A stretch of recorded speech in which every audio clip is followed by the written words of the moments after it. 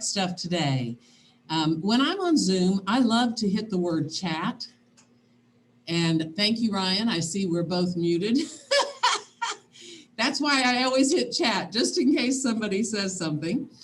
And then I often like to click the word participants, and it brings everybody up on my right-hand side.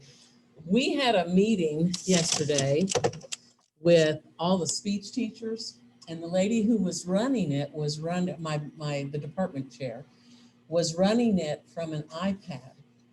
So she had share screen disabled, and I was trying to tell her how to enable it so I could share something.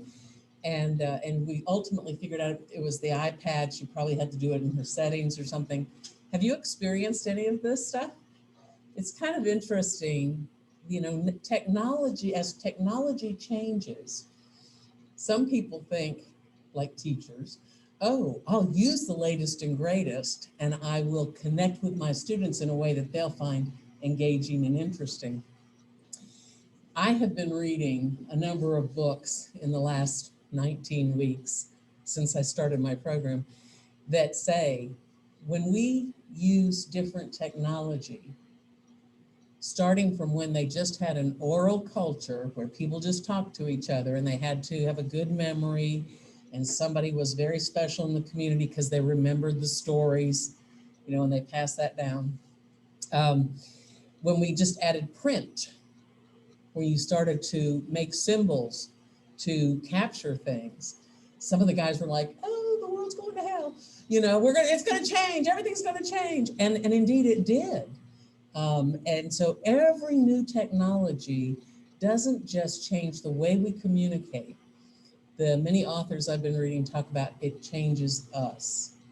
And communication theorists, remember I brought in that theory book one time? I'm reading the 11th edition of it now. That was the 10th edition. People want to study it, and they want to define it, and they want to say, ooh, here's this theory. Ooh, here's that theory. We were just talking about how we're kind of going nuts with all the instant messaging and having to be on everything. And you were drastic, man. You said you got off of everything. You just shut it down. There is a communication theory called media dependency theory. And so you just broke that dependency, huh? And it's one way you can react. Well, somebody has studied that and actually set up a research study and drawn some conclusions from that study or whatever. Podcasting is something that is incredibly popular right now, and I'm going to share with you a little bit about it. I did get three questions emailed to me on Momentum, and I'm going to let you play with a little bit about podcasting after I tell you and show you some of these sources, okay? All right. So I'm going to turn it this way because I won't be totally out of your view.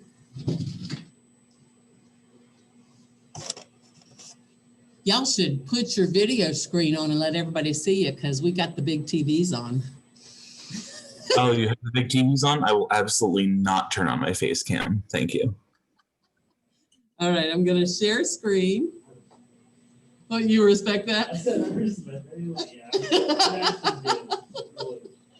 Dakota says he respects that. Now you're giving me that information, I'll be sure not to turn my camera. All right. Share screen. And I am going to my internet. Well, they got all kinds of stuff up here. Let's start with the bibliography. I actually want to go to all my bars on the internet up there, on internet tabs. So you should be seeing a reference page, and I'm going to make it a little bit bigger. I have opened all of these links. When I want to explore something, I need to find out more information. Are you all doing research papers for anything right now? Psychology? I know that. A rug addiction, right? It was a funny typo that we had and we just laughed. Nobody else has to do any research papers? What are you doing it for? And what's your topic, if I may ask? Oh, powerful. If you need another source, House of Hope, Denise Melton. Great source. I can hook you up if you're interested. She's an authority in our area. All right, so the first one is this person who talks about why podcasts are so successful. There's an intimacy, you know, when I'm on my mower and I'm listening to Ruben, I feel like he's talking to me. Now, I could go on his YouTube channel and I could watch the video. Occasionally, he actually plays vid clips. But there's some intimacy in one person talking to another, like in their ear. So that article is called Whisper in My Ear, the Intimacy of Podcasts. We're going to just take a quick glance at that. You probably don't need to see the most important question to ask before launching a podcast, but if you are ever interested in doing some content creation like that, audio content creation, that's cool. Because guys, communication is more than speeches. If you haven't figured it out in this class, that's why our momentum looks like that book over there. There's just so, and we haven't even touched all the different ways communication skills and knowledge can benefit you. All right. The next one says K. Gill S. How many of you noticed that these things are in APA? Can you even read them? Back there, you can't. Yeah. Sheila Cagill, her spelling's really weird. If you were looking at the MLA version where it shows you the first and the last name, I think she's Canadian. But she has a couple of podcasts that I started to listen to about communication, and she really connects things with marketing. So anybody that wants to go into into marketing communication for your business, whatever, yeah, that's an idea.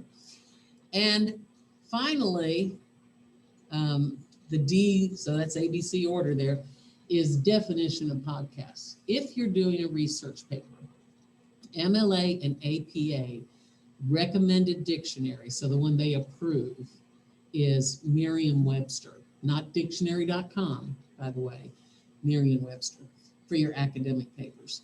All right, so let's go and look at that stuff. I'm going to see if I need to, it says screen. Maybe this is it. Okay, yeah, I can see all that. The definition, Merriam-Webster dictionary says that podcast, I looked this up the other day. By the way, I could go on my little bibliography I just showed you and click the links too, but I have them all set up. Nope, never too cool to learn something new. By the way, I use Word of the Day on my home computer. That a podcast, like we mentioned the other day, is a program like with music or talk that's made available in digital format for automatic download over the internet. Oh, you probably knew that. Wonder why I know casting is to send it out over the airways, right? I wonder why I called it pod. So the dude that actually made it famous in like the early 2000s, it was because of the setup of the room. He kind of made it like a pod. Are you lying? Who is it? I love new information. I'm thinking you've been watching podcasts. I watched the Joe Rogan Experience. The guy was actually on for an interview. He's the guy that the JRE is probably the biggest. I'd say it's the biggest. JRE? Joe Rogan Experience. Okay. It's probably the biggest podcast in the world, and it's been around since like 2010. And like, All those years ago, 2010. I mean, for podcasting, I was going to start. But yeah, I bet. We had the dude interview a few years back. We were just talking about just this whole setup. He just was like podcast. I love it. That etymology is so cool. So I just went on JRE. I wouldn't play it just because you've been appropriate language. Okay. It's a comedian / UFC commentator having on all sorts of varieties. I appreciate you for saying that. Thankfully, we're in a college class, so you can recommend it to your peers, and if they chose to go to it, they could. I'm just looking. So I see that he actually interviews people. Oh, yeah, I mean, he's probably the best interviewer I've ever watched, because he actually has conversations with them, and he lets people speak, and he's normally gets a lot of flack when it comes to having political people on, because he'll actually let people talk instead of trying to argue with people on either side, and so he gets a lot of flack for that, but he brings on a whole bunch of different interesting people, like he's had Neil deGrasse Tyson on 3 times, he's had Mike Tyson on, he's had a bunch of UFC fighters, a bunch of people big into sports. But yeah, he had Jack Dorsey on twice for an interview. Awesome. Very awesome. When we do our split, you and a friend come over here and have your group right here. Okay? All right. Cool. Because you got like knowledge, skills, and Ryan and Grayson and Carly would like to probably engage with that. And they can stay off screen if they just want to chat. How's that sound, you guys? Sure. I often wonder if some of these people who log in just log it in and walk away. Oh, did you turn your sound on? No. Okay. So let's see if we're going to go with the next podcast. All right. What do? Google infographic. You got a topic? Google infographic 2020 and see what happens. Okay. Info, obviously information graphically presented. Right now, there's more than 1 million active podcasts and more than 30 million podcast episodes in 10 years-ish. And Nielsen, they used to do TV ratings, and Edison had put together this information about statistics. So they're saying, ooh, the meteoric rise of podcasting. I already told you about the 30 million episodes in 100 different languages. And here are the 5 most popular podcasting genres: society and culture, business, comedy, news and politics, health. And I was looking for something else. And I couldn't remember what I was looking for, but it wasn't on there yet. So 75% of us in the US are familiar with podcasting, although we may not know about Joe Rogan. We maybe should, I don't know. I just talked to my son last night, the guy that just with the new baby thing. And as we were chatting previously, I had chatted about the one I listen to when I mow. And he's like, oh yeah, I've begun to listen to him. And he had recommended Shapiro. But I started to listen to Shapiro, but he's so fast that my ears can't keep up. So are y'all laughing at him? Yeah, oh yeah. Yeah, he's pretty funny. I know exactly what you mean by he talks too fast. What are you on about? But one of the classes that I recently took on content creation, we had to watch several content creators do their little thing, these young women, and they happen to be 2 videos on females who are content creators. And as they talked, they were fast and they clipped the screen and not any smooth edit. It was like, boom, and here I'm in a different position in a different part of the room or whatever. And I thought, maybe it's a generational thing. I kind of don't get it because it's so fast, but it is rather exciting. I was there because I'm like this big doctorate college student and looking for the good, and I'm like, whoa. So I got to keep up a little bit. Is it popular? Is it like the thing to go really fast when you're having your content creation? I think your younger demographics do this. I know a lot more younger content creators on the internet tend to do that more fast. They have to be faster because people have like such short attention spans when it comes to like watching videos and such, because there's just so much of the same stuff. So they got to talk fast and get their point out there to keep people interested. Okay. What'd you say? It's another big thing like on YouTube when it comes to like content creating. It's like 10 minutes is like the golden time to get the most advertisement revenue, as well as like. Did y'all hear what he's saying? That's why He's right. Okay, you hear him. Okay. There's like a formula for doing it now to make as much money as possible and get as many viewers. Oh, all the monetization stuff. Okay, cool. All right, so here's where I got that thing the other day when I said 55% of the US population have listened, 37 listen to podcasts at least every month, 24% weekly US citizens listen to them. And check this out. Here's the demographics. So that might be a really cool and interesting thing to study at some point. 18 to 24-year-olds, believe it or not, only 18%. But once you start spreading it with your friends and they start sharing names that you'll tend to go to, those influencers, maybe that's why 25-year-olds to 34-year-olds, 28%. So almost 30% of the US population is into they're avid podcast fans.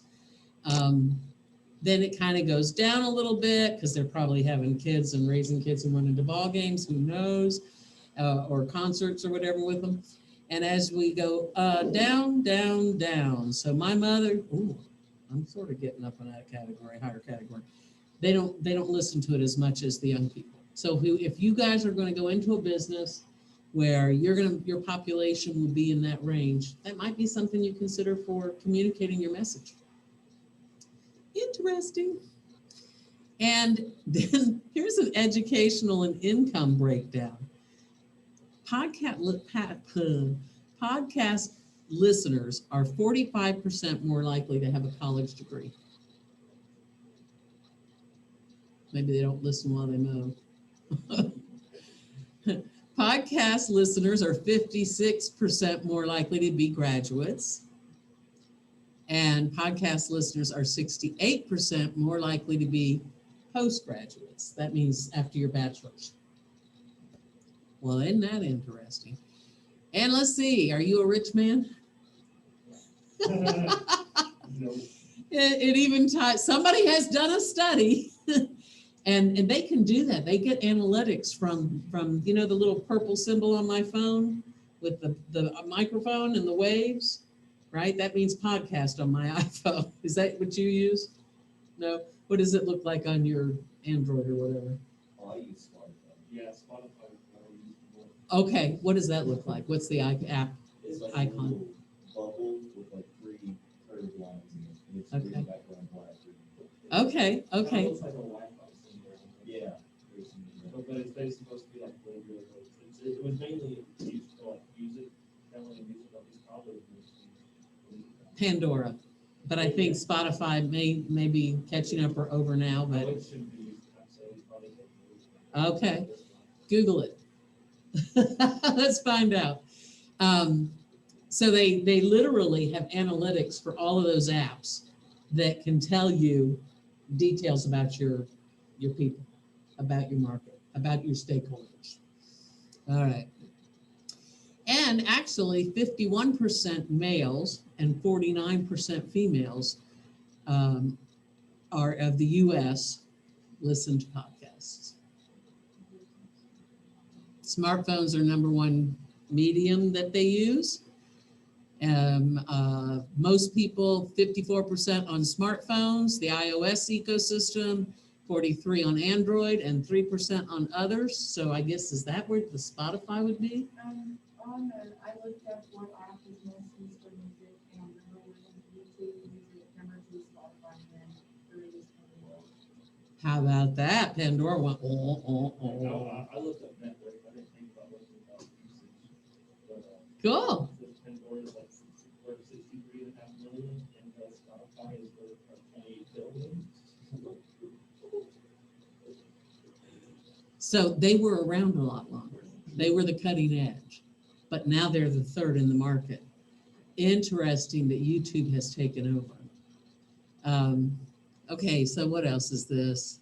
Where they do it: at home, while driving, while at work, riding public transport, working out, walking around, listening. So when we get to format, you might talk about where you listen to it as well, okay? And how much of it you listen to. When I'm mowing, it'll go from one episode to the next because Mama's got a lot of property. Drive. If you get started and then you stop it and then you go do something else and then you might pull it back up. How's your pattern as far as listening goes? And I think that's about all I want to do. Podcast listeners are much more active on social media, every social media channel, more likely to follow companies and brands. Do you find that to be so on social media? Honestly, I follow a lot more like athletes and stuff on Instagram and stuff. And social media we already felt like we do anymore. Yeah, I'll follow them on Instagram. Okay. Netflix or Amazon. I mean, they just got all kinds of stuff with this.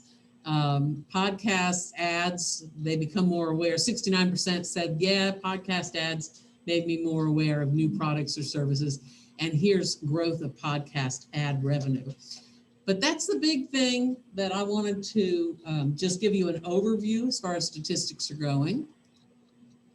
Why do we listen? Education, entertainment. This is a new tab, by the way. This is the Podcasting Boom Explained by Jeff Desjardins. Let's try that again. Desjardins. Just started. I can't do it. Can you read it? All right. Anyhow, it's got the mute thing over. I don't even see what the company is. And a growing active listenership. So let's move forward. That whole thing of whisper in my ear about the intimacy goes along with communication theory and the monetization of relationships. So I'll have that sheet. If anybody is interested in scanning these things, these resources, I can send that sheet to you and with my references, and you can check these out. They say that there's a comfort level. Audio is arguably the medium for which humans are most naturally wired. And we were listening long before any of the other mediums like print and then technology came along. It's good, it's soothing, it's comfortable, or it's jarring, and young people love that fast stuff. And here's that then makes the real economic value, the monetization of your relationship, of the relationship. And it doesn't say JRE there, they actually have somebody else. Interviews aren't the only way to do a podcast, right? One guy that I watch, as you know, just talks for, he does these daily things occasionally. Daily direct messages, and that means him just talking, and occasionally he'll throw a fib clip in there, but then he does a lot of interviews. So are there any other formats? I mean, a lot of people use podcasts just to have like basic conversations with friends. Like a lot of YouTubers end up creating podcasts so that way they can make more longer entertainment for their fans, just because it gets more views, gets more money. So a lot of them will just end up having friends come on. Like that's how the Joe Rogan experience started. Was just him and a couple of buddies coming on and having conversations, and eventually the interviews came.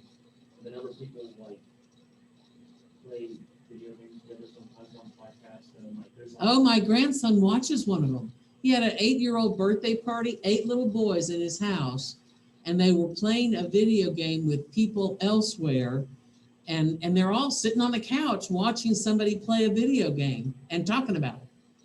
Is that what you're talking about? Yeah, I mean, sometimes people just do that, like streaming on other forms, but some people will just like make a straight podcast where they're like. I want him to come to my other classes. Another one is that when people just kind of like have a theme for their podcast, they're like, oh, we only talk about this. So they'll just be like, there'll be like political podcasts, or you'll have video game podcasts, or you'll have a culture podcast. Or Dr. Squishy, I saw that one too. All she does is slime. My daughter, those are a thing. Yeah. Oh my. What do you call them? ASMR. That's ASMR? Okay, but I Yes, like audio. listening to stuff like that. I see. It stands for audio something. It's basically, it's kind of like a tip for some people where it's just certain sounds are soothing. to your Oh, ears. yeah. So, Bubble wrap. yeah. Kind Who of, told me about that one? My daughter? Somebody maybe in my class that they listened to bubble wrap being popped. But the theory is everybody's just got like that certain sound that just your brain just is like, I like that. ASMR, is that what you called it? Yeah. Okay. And so Audio it's only one. meditation Years. synthesizing environment. Sensory. Oh, sensory. But then there's also podcasts, this one I listen to, it's Stephen West, philosophize this. And sometimes he'll read excerpts of philosophy, and he goes through the entire history of philosophy, all the way up. He's got like 100 episodes, and he goes all the way from the beginning to modern.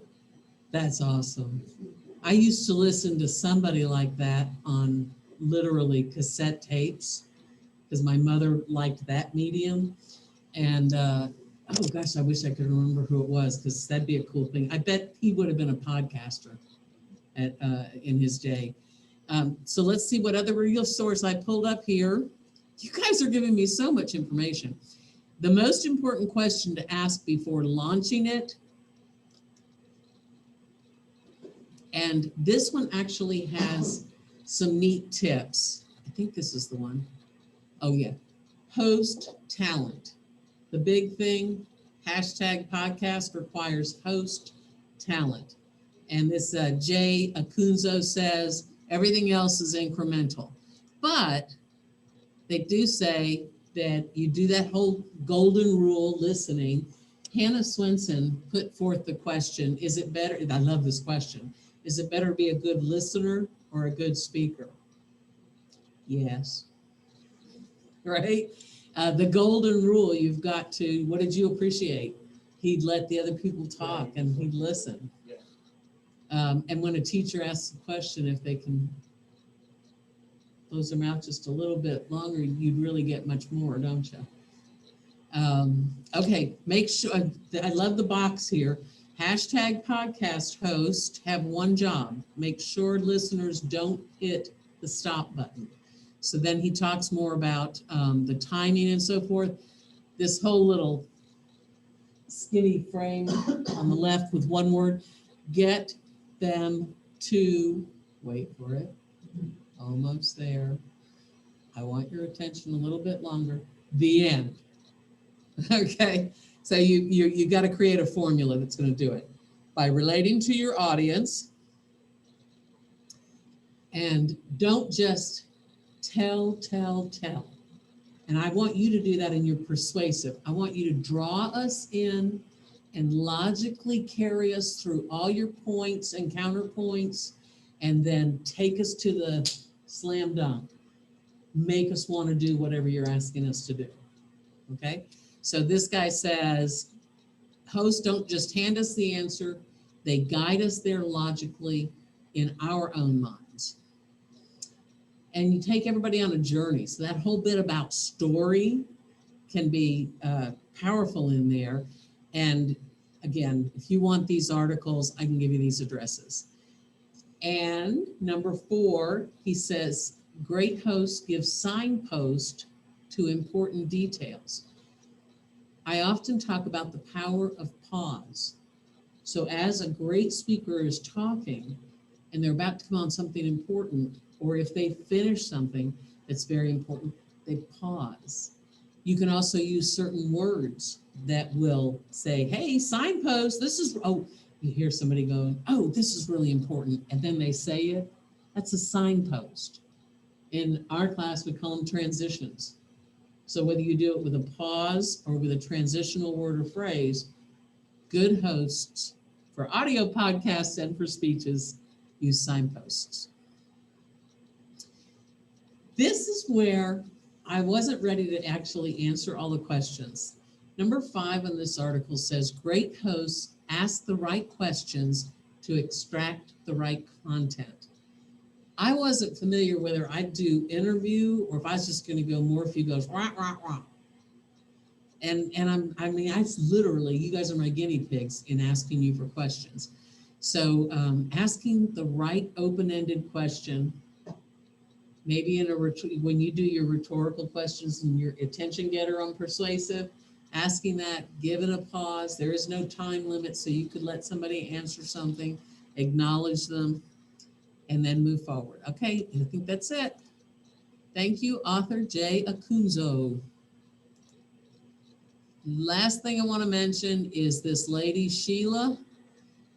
She has communication, podcasting, and other content media, marketing, and so forth. So if you're in that, see how she spells her name? But when you hear it, it's Sheila. Okay. She explores the obvious and less obvious trends in influences in communication, PR, and marketing. Again, if any, you know what? We are all always selling our brand. We brand ourselves. And maybe it's a certain way that you look, maybe it's a certain way that you talk. Thank you, God. We can be different people in different environments because there's all different aspects to each of us. But it is an interesting thing to consider. So if it is of any interest to you, you can check those things out. Let's get to our exercise. So I'm going to stop the share. You guys with us? You guys get Dakota and whoever he brings over. All right. Okay. I want you to talk about who you listen to, what is all the little formatting things like we've mentioned, interview or chatting or playing this or that, how long it is, whatever kind of thing sticks out to you. And then I want you to remember that no matter what kind of thing is being delivered, communicated, whatever kind of message it is, or what your specific purpose is, it can probably be analyzed in terms of organization, content, and delivery. Okay? They won't all have the same rubric, but those three ideas are organizing methods. All right, so let's, Dakota, come on up here and whomever with you, and everybody kind of gather, and then I'm going to get your feedback and find out what in general you've tried. Go.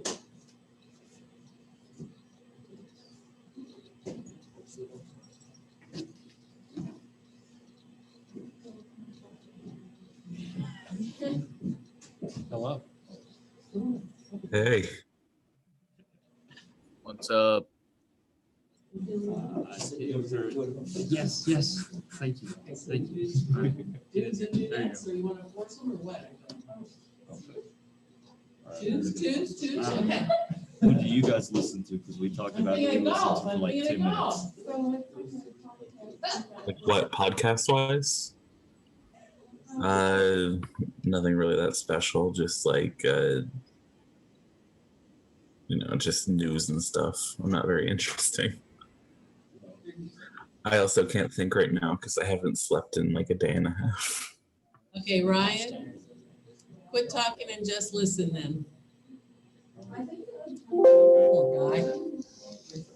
Okay. Let's take a If minute. I No, we're not. No. Okay. Grayson's probably asleep right now. I'm actually here. Can you hear me? Hey, oh my gosh. Look at you, Grayson. I'm so proud of You're you. impressed. not just me talking.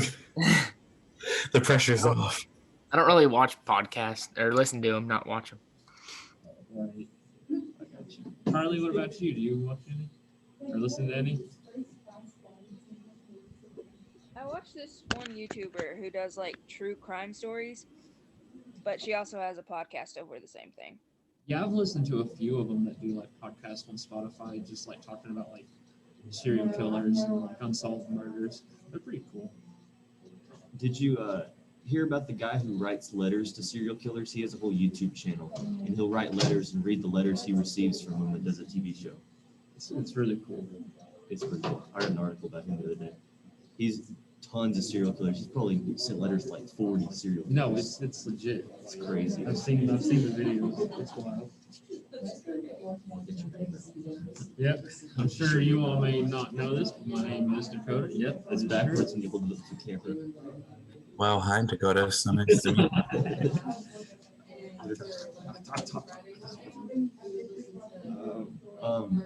You watch Sargon? Yeah, I watch a little. He started his own podcast called The Lotus Series. It's some historical reference I don't get because all his historical references are really obscure. But he's a British politician. Political guy. That sounds about right. Who talks about Oh, American okay. stuff. Well, Word called.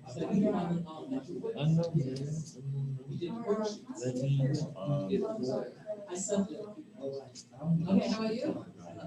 I mean, I don't know. I watched the Joe Rogan Experience, which is like your mixture of any genre you need.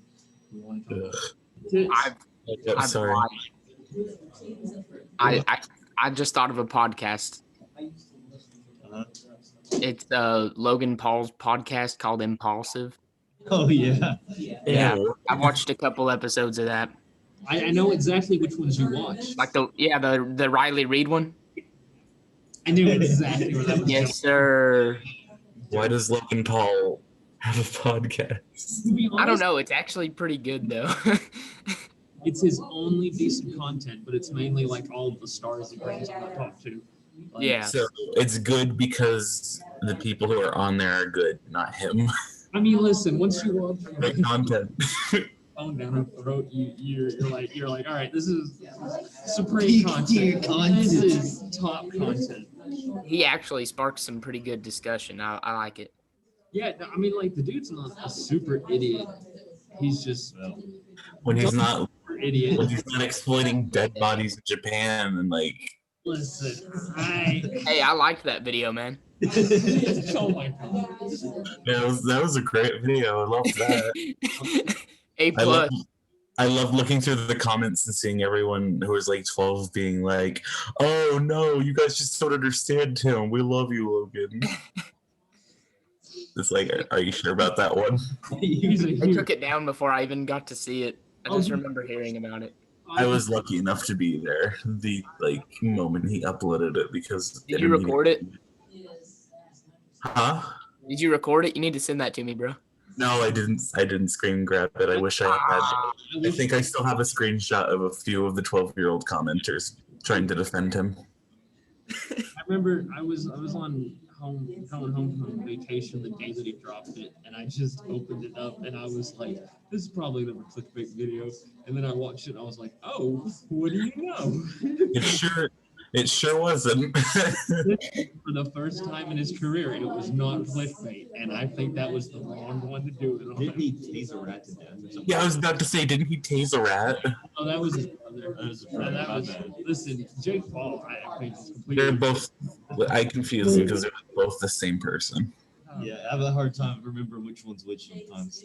Jake Paul is just Logan Paul Part 2. I'd say 2.0. Honestly, I'd say 2.0. Like, But Jake Paul's got better music. I mean, yeah, but Does Does that mean but does that mean it's good? No. It's like trying to compare, getting your finger cut off is better than having your arm cut off. It's like, yeah, but your finger's still getting cut off. But not gonna lie, it's Everyday Bro is kind of a banger. It is sounding like a god church. Yes, sir. England is my city, baby. You can't do this to me. Okay, guys, I've heard about what my friends up here did. What kind of information can you tell us about the things that you listen to, the time, what you're doing when you listen to them, what engages you? Talk to us, this group. I only, like, if I ever listen to a podcast, I only listen to this one called No Chill Podcast. And his name is Gilbert Arenas. He's a former NBA player. And he like has other NBA players on, and they just talk about stuff that like happened when they played and other players. So I mean, I don't listen to them that much. Okay, but how long are those NBA player interview things? So sometimes they're like an hour, sometimes they're like 3 hours. It just depends. Okay, And like what they're talking about and stuff. cool. How about it, guys? You agree? I probably need to turn my phone on silent, sorry. We always talked about them in general, and then started talking about, Hallmark movies. Okay. I have no doubt Hallmark will do something. It's because it's now owned by Disney. They will monetize it somehow. They will get into it somehow. Aren't they owned by Disney? Honestly, I wouldn't be surprised. I think they like paired up. Dude, everything is owned by Disney. You're either partners with Disney or you're owned by Disney. There is no other way around Disney. Well, we mentioned, you mentioned one you listened to at school, like Fun Friday kind of stuff. And go ahead and tell them about that. It's like a, Real loud, because you gotta get those guys. it was kind of weird. Had mysteries where they would give you like 3 suspects, and they would tell you the story, and you would like try to figure out who it was based on like different information that they gave you. Cool, mysteries, I love it. So she was at school chilling out, okay, and did you mentioned, There's a podcast name, or there's a company that's called RSCC Cumberland podcast, if you guys know them. And I usually just watch them as I like play video games or something, because they're comedians, honestly. That's good. so he's like playing video games, got the audio over here with comedy, which to me both take great brain energy, and you're pretty amazing to be able to do both. I mentioned Mike Rowe, the guy from Dirty Jobs. What an intelligent guy, but he has one called The Way I Heard It, and he says it's stories for something with people with the short attention spans. And he tells some very interesting stories, and the whole time you're trying to guess who the person is, and then it doesn't twist at the end and you hear the reveal. And I also listened to Myths and Legends. Y'all listen to that at all? I watched the TV show. Yeah. Oh, yeah? Is there a TV show associated? Yeah, they have it on Netflix. That's what Is I that, thought. is that another dragon? Oh, I'm okay, pretty so sure this that's one in is a husband and a wife, and they mostly the husband that I started listening to, but then the last time I was mowing and popped that one in my ear because my earbud wasn't working right on the others, the wife was actually talking. But they tell weird tales, like the original stories from all different cultures, and it's just very interesting. What else? What new genres did you guys get to us? Carly had a really cool one that I've listened to a little bit. It was the True crime. True Crime. Yeah, There you go. Cool. that's pretty good. So there's a genre for everybody out there. Oh, yeah. How fun. Well, guys, usually, this is the first time I've ever done this. Do you think this was any value to COMM2025? I tried to tie it in by telling you persuasive stuff that connected. Yeah, I think it was. I think it was really good. I Okay. enjoyed it. I want you guys to come back to my other class because I do have a class that this says nothing. Until they get into their small groups, and then they're not bad. But they don't want to say anything out loud to the group, and I pray to goodness I have somebody that's knowledgeable. I may just play this videotape, get this Zoom recording and say, okay, watch this. Either participate or you're watching the other classes. Oh, no. They're gonna hear the Jake Paul discussion. Hey, I mean, No, you just no, that's discuss the content of the podcast. I have no shame. I'm full blame for it. Should I cut it off at the point? Maybe not talk about some, when you hear Logan Paul, you should probably cut it off. I love it. I Okay, can't that's watch it. All right, ladies and gentlemen, thank you for your 50 minutes this week. I haven't gotten a lot of persuasive outlines yet, and I have to be honest, the couple that I have just did one line of support, and they just did one line of credibility, and they just did one rhetorical question for attention getters. It's up to you, but I promise we're going to enjoy your speech more and be more likely to be persuaded if you pull us in, convince us. See ya.